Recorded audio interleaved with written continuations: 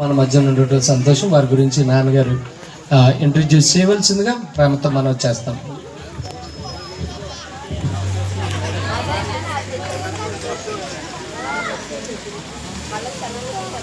Happy Christmas, happy Christmas. ఈరోజు చాలా సంతోషంగా ఉంది. ఎంఈఓ గారు మన మధ్యకి రావడం.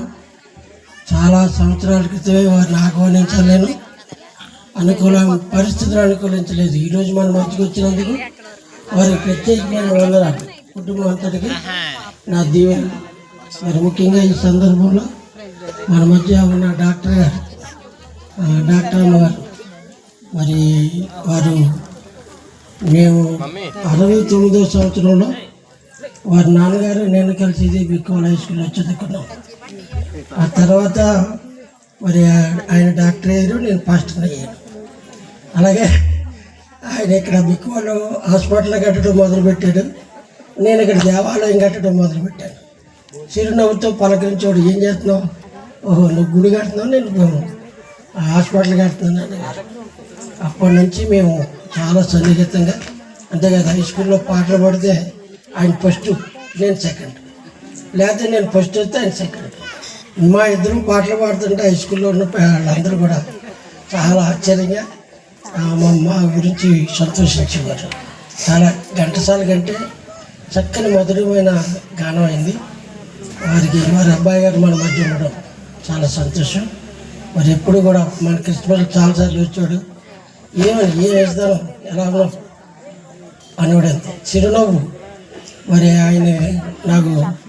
ఆయనే డాక్టర్ గారు, అంత ప్రమాదకరమైన ఏమి లేవు అని నీకు చాలా మంచి ఆరోగ్యం ఉందనేవాడు. తర్వాత కొన్ని రోజుల తర్వాత డాక్టర్ బెహరా గారు వారు మాకు సన్నిహితులు అవడం వల్ల మరి వారు దగ్గర ఉండేవాళ్ళు. ఆయన నాకు మంచి సహాయం చేశారు. ప్రమాదకరమైన ఏమి లేదని సామాన్యమైన. ఈ మధ్య డాక్టర్ ఎవరు మాకు ఎవరైనా డాక్టర్ గారు, ఆయన చనిపోయాడు, పోతరాజు గారు సిక్కయ్యారు, ఎవరి దగ్గర ఉండాలని ఆలోచించేటప్పటికి నాకు వారి కుమారులు చాలా పరిచయం అయ్యారు. ఆయనలాగే నేను దుఃఖపడుతూ వెళ్తుంటే ఆయన చాలా నవ్వుతూ స్వీకరించారు, చక్కని వైద్యం చేశారు. మంచి వైద్యుడు. నేను నా విషయంలో చాలా ప్రమాదకరమైన పరిస్థితి అన్నీ నేను జడుచుకుని వెళ్ళాను. అందరం కూడా అలాగే ఎంత చక్కని వైద్యం చేశారు. అలాగే మా డాక్టర్ అమ్మగారు కూడా, నేను చాలా సీరియస్, అక్కడికి వెళ్ళాను, కష్టం అనుకున్నాను, ఎంత చక్కని వైద్యం చేశారు. అందుకు వాళ్ళిద్దరికీ కూడా నాకు ఇప్పుడు మా కుటుంబం అంతటికై మరి